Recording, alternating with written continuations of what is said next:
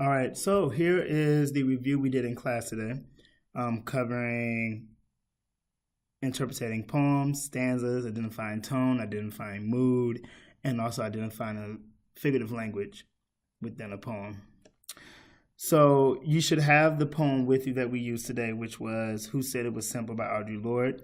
So I want to talk through it and talk through my answers.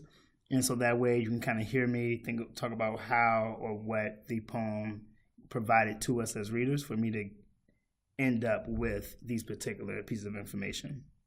So first I have the summary. So remember, when you are doing summary, you are thinking about what the poem is basically talking about. How do you summarize this for another reader who have never read it? So in this case, you want to think about the characters. So who are the characters in this poem and what are the characters doing? Simple as that. In this case, the character was a black woman. She was watching white women ignore this black man who was at some restaurant when they were getting ready for a march. Now, for me, because I understand, we know the marches were for equality, we know the time period, it was the 70s, so I was able to kind of go in there and be more specific, that she was watching them ignore an issue of unfairness while they were preparing to go and march for fairness. From there, the stanzas, there were three. So we had that tercet, then we had the thick stanza in the center, the second one, then we had the last tercet. In that first one, it talked about this tree of anger and the branches shattering because of all this anger. And so from there, a person could then break down and say, oh, well, maybe nothing good can come from anger because you need branches to actually make a solid tree, to make a good tree. But if I can't even grow branches because of this anger, then I mean nothing good can come out of anything if you're upset about it. And so that could be one way of thinking about the tercet and what it means. In the second one, that's where you got the bulk of the summary, the fact that you get an idea, or you get the information about her sitting at this place and seeing this man get skipped over and these white women get serviced. And so while they're waiting to go march. And so a person can read that and interpret that to be, how can you fight for one injustice but not other injustices? There was a certain line in that stanza that said, the women neither rejected nor noticed whatever the situation was that allowed them to still take pleasure in what they had. And so that alone should have stood out to you as a reader. And so oftentimes, you have really thick stanzas and we have the whole thing, but sometimes it may just be 2-3 lines that really just stand out that tell you pretty much what everything is about. And so don't think that you need every single line to make sense. Sometimes the rest of the lines are telling the story, but there's a few where it's like, but this is what you need to understand. Lastly, we have the last tercet, and she says, I'm wondering which me will actually be able to survive the liberations. Survive meaning she feels like something's going to die. I don't know if it's the me that's black or if it's the me that's a woman.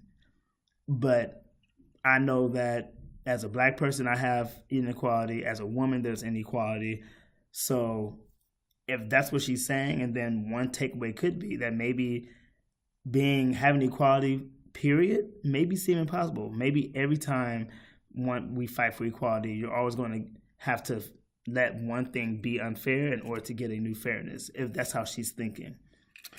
From there, our figurative language, just a few things. Branches shattered before.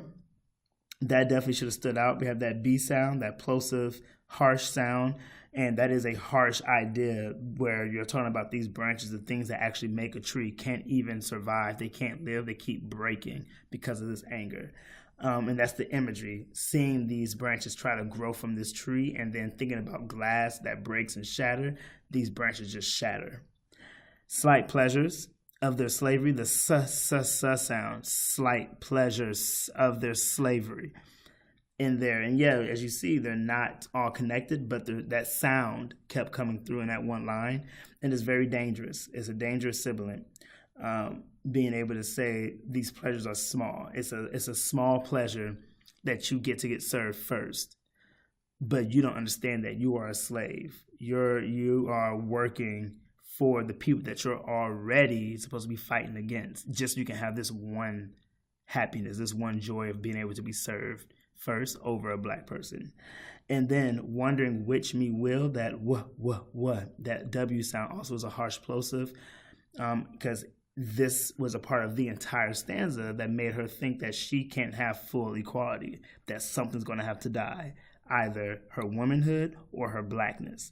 And that's a bad thing to think about. So that was the alliteration there. From that point, now we can think about tone. And so what tone do you think Audrey was starting from? I'm going to start with the indignant, which is the second one, because that one is very plain. She kind of tells it at the very beginning in that tercet, the roots of anger. And so she's letting you know, I don't know how you're going to read this poem. It may come off some other way, but I want you to know that I'm actually a little angry right now of what's going on. And so that can be one. So her writing in a tone, letting you know, hey, I'm actually mad because it is this unfairness, this injustice. It's very clear that I don't like. It's like they're being hypocrites. It's like they're being contradictions. Or you can see it also as her using language that shows that she's critical, showing that she's actually watching and seeing what's wrong, seeing that these women are doing things that are not right, that isn't fair. Okay, so that's also a critical way of thinking about it. And then lastly, we take all of that, and then what is she saying for black women, or what is she saying about black people, or about being black in general? In this case, I think with this entire poem, being black and being a woman means you have to know that there are multiple injustices that you have to fight for. You have to fight for being black, you have to fight for being a woman. She made that very clear at the very end of the poem. And so if that's what the poem is about, you want to ask yourself then, so then what does that make me feel? What do I want to do? So especially seeing that we are coming from a place of being black, and if you are a young lady, you're also coming from a place of being a woman as well. And so the hope is that reading this, you will say either one, I don't like this. It makes me very mad because it is not right. It is not fair. So you are going to feel indignant. Or it's going to make you say, you know what? I am ready to get up and fight for a cause. I'm ready to get up and do something about this because this is not right, which means you're zealous. And so that's pretty much what, that's how you should be thinking. So along with this video, make sure you also pay attention to the other revision sheets to know how to break your thoughts down, because that will also be on there. Okay, so good luck.